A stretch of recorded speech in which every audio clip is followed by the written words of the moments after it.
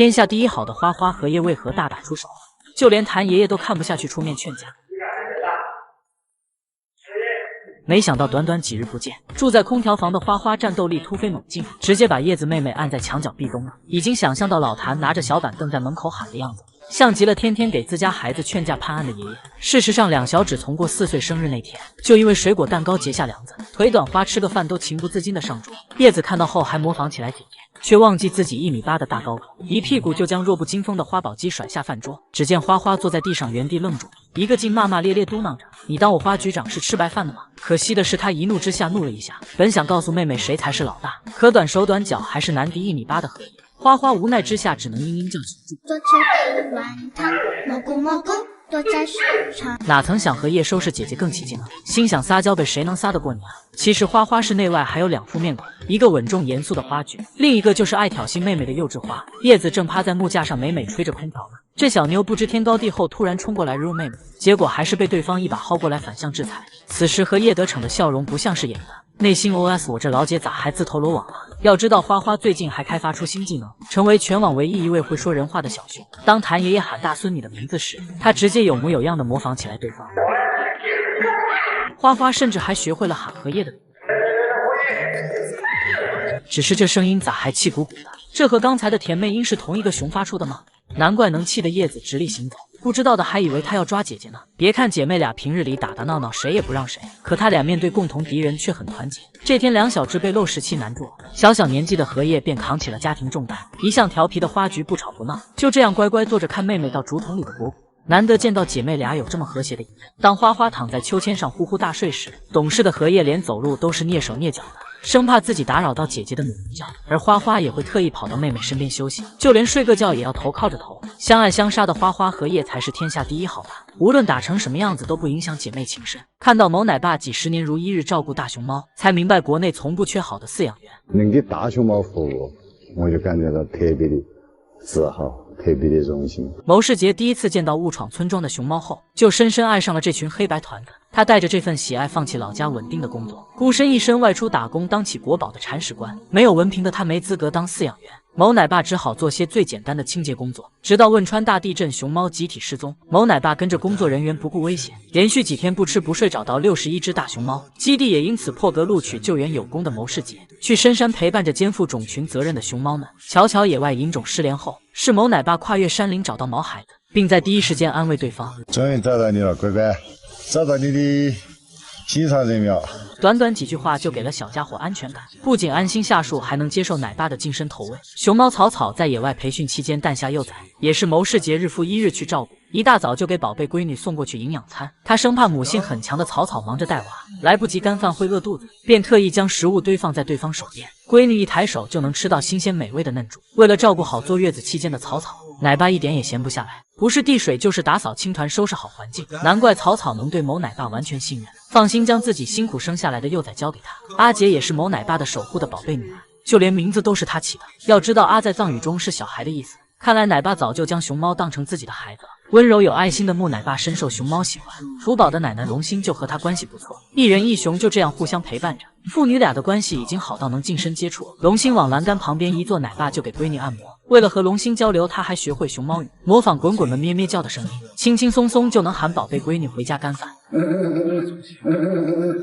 心，荣心，乖乖回来了。野培工作不忙的时候，他也不闲着，还出差去其他动物园看顾毛孩子们。竹筒杯子也得给共共顺顺兄弟俩安排上，这可都是某奶爸亲手做的丰容玩具。他对熊猫的这份爱和坚守，也传递到自己的儿子某长宇身上，成为照顾熊猫幼崽的饲养员。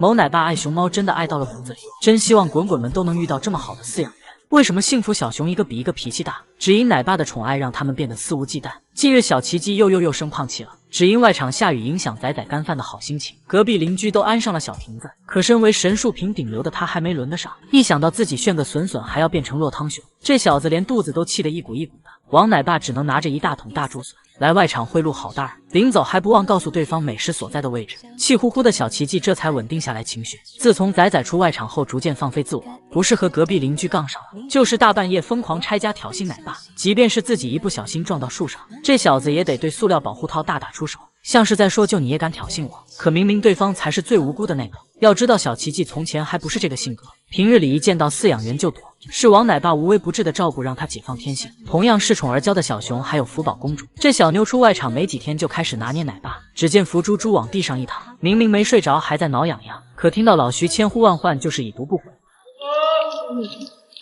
徐奶爸在叫。奶爸无奈之下只能秋后算账，第二天一大早就啰啰嗦嗦给闺女上课。你这懒得很是不是？喊你几盘你都不会。外头睡起舒服啊，今天天气热，我看你不会啊。哪曾想对方左耳朵进右耳朵出，宝贝专心干饭，连看都不看奶爸一眼。可老徐面对亲闺女依旧敢怒不敢言，还得化身按摩师傅给公主捏肩，只能说福宝的神仙日子过得不要太舒坦。而蒙兰身为北洞的西直门三太子，也是出了名的倔脾气，任凭帅奶爸扒拉着门喊破嗓子，这小子依旧装作看不见，把头扭到一边，内心 OS 看不见本熊一心干饭，梦儿是忘记那个大明湖畔每天陪玩按摩投喂的帅奶爸了吗？还有八里台二姑奶奶喜乐，简直就是冯奶爸的心头肉。喜乐打小就收到奶爸做的各种玩具，对方还整天在外场陪着唠嗑，只要他上班，老冯都得绕场一周反复检查。被游客吐槽也有奶爸的保驾护航。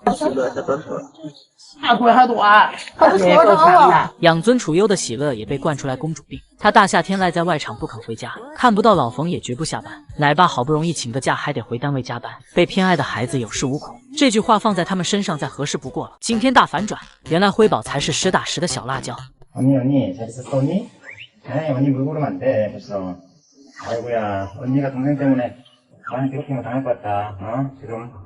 没想到平日安安静静的辉宝竟比福宝姐姐还火辣，不仅化身冷酷 baby 冲着宋爷爷翻白眼，还对瑞宝姐姐张开血盆大口咬她的毛。小小年纪就暴露了辣妹性格，这强烈的反差直接把无数猫粉打了个措手不及。起初都以为瑞宝长相酷似福宝，加上话痨体质，未来绝对会是妈剑打的废头子。就连盛希怡也说瑞宝有种难伺候的魅力。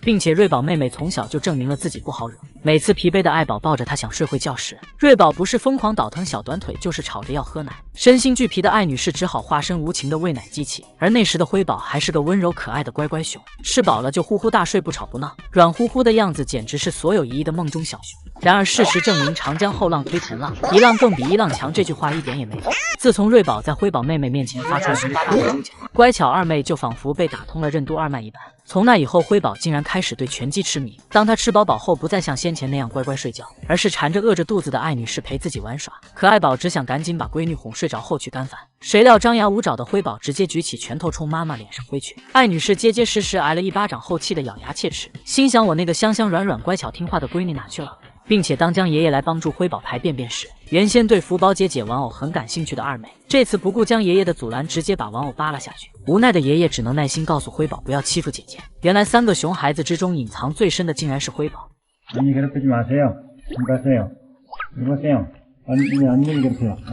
虽然年纪尚小，但能看出是个比福宝还火辣的仔仔。当初福猪猪凭一己之力让温柔爱宝化身辣妈，艾女士担心闺女会从树上摔下来，便不让她爬。可福猪猪趁着妈妈不注意，赶紧往树上窜。被逮下来后，她还不服气，给了艾女士一巴掌。愤怒的爱宝直接怒视福宝，眼神制裁。可如今双胞胎废头子气质一个更比一个强，不知艾女士未来将会以何种心情对付两个闺女呢？顶流女明星花花的牌面有多大，居然出现在抖音奇妙夜的交响乐演奏会上。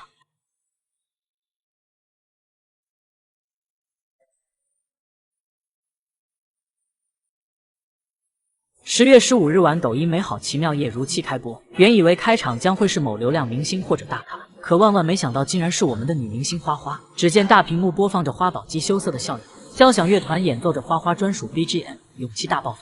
在庄严气氛的烘托下，女明星牌面直接拉满。自此，花宝鸡熊声高光时刻再添一笔。而在先前的成都大运会宣传片中，花花就作为代言熊和谭爷爷一起出镜，为全国人民展现成都的风土人情和人文地理。而谭爷爷也连夜用爆炸盐把孙女搓到白的发光，争取让更多人喜欢上女明星花花。但事实上，花宝鸡的名气不仅仅局限于国，就连美国纽约时代广场也曾多次出现花花的身影。可见花宝鸡绝对是大多数人的心上熊，而它之所以能获得众多喜爱，恐怕跟花花独特的个熊魅力脱不开关系。小时候的花宝鸡有着尖尖的嘴筒和眼型，因长相酷似小狐狸得名狐狸花，一身毛茸茸炸毛和腿上的蕾丝花环更是为它平添了一丝娇憨和可爱。而长大后的花花可爱成分依旧100%，一身蓬蓬嗡炸毛群像极了小公主，因为身材是等比例放大，跑起路来像棉花一样 Q 弹 Q 弹。还像个移动煤气罐罐一样可爱，并且花花对待每位游客都非常友善，即便每天来看他的粉丝络绎不绝，花花也会乖巧地举起小手挨个跟姨姨们打招呼。如此温柔可爱的女明星，难怪会成为猫粉的心上熊。此外，花花也让无数人看到大熊猫该有的幸福生活状态。饲养员谭爷爷对这个大胖孙女情有独钟。长得特别好看，要好看一些嘛。它头比较圆，有时候不得脖子，看到它个脸型都要比较好看一些。看到花花被小伙伴夺走，谭爷爷会偷偷给宝贝孙女拍小灶，并且还贴心的帮花宝鸡抹去脸上的脏东西。有时怕花花吃不饱，还会偷偷塞给她小苹果。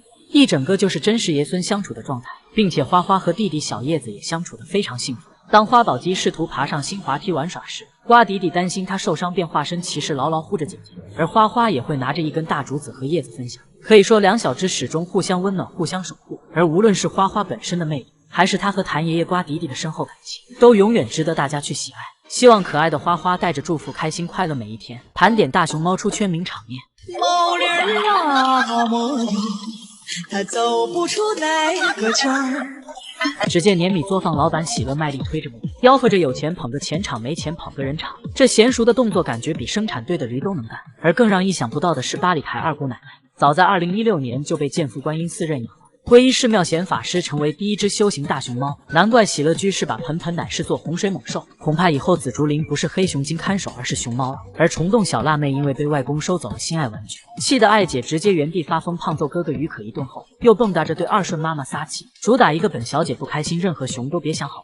之后越想越气的爱姐回到内舍保护室上。可他透过门缝看到妈妈还在吃吃喝喝后，爱姐立马冲出来抢走对方刚拿到手里竹子，随后打包扔到了青团堆上。不愧是虫洞高启爱，绝不内耗，直接发疯。然而再厉害的小熊也会有不想回忆的黑历史。这天于爱不小心雄狮前掌从吊桥上摔下，一套丝滑的小连招直接惊呆周围游客，主打一个熊生路茫茫摔到哪算哪。晕晕乎乎的爱姐一抬头，刚好看见吃瓜群众于可，尴尬不已的她只得对着哥哥龇牙咧嘴，虚张声势。都说不怕逗逼太奇葩，就怕全聚在一家。萌兰的亲妹妹纪笑同样浑身都是搞笑点，恐怕整个熊猫界也只有她会被自己的屁声吓一跳吧。并且纪笑和萌兰哥哥一样精通越狱大法，有次他直接飞檐走壁爬到屋檐下，不仅惊呆了小伙伴，就连奶爸们也是三连猛一。但纪笑也和小姑娘一样喜欢漂亮的鲜花，看到院子里的二乔木兰花又开了，采花大盗纪笑立马爬上树，伸着胳膊摘，从表情就能看出他很努力，可奈何手太短，便只能放弃。而我们甜心教主飞云的名场面更是多到数不清，一张对着镜头开心大笑的表情包，不知治愈多少网友的内心。有次飞云不知看到了什么，一边笑着一边呆萌地望向天空，让云端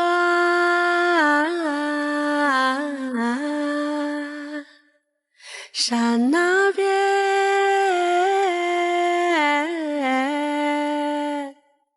就是说飞云这么可爱，拿小拳拳胖揍一下金胡子吗？而韩国顶流女爱豆福宝非常精通唱跳，就连洗澡都要表演一番狗狗碎碎。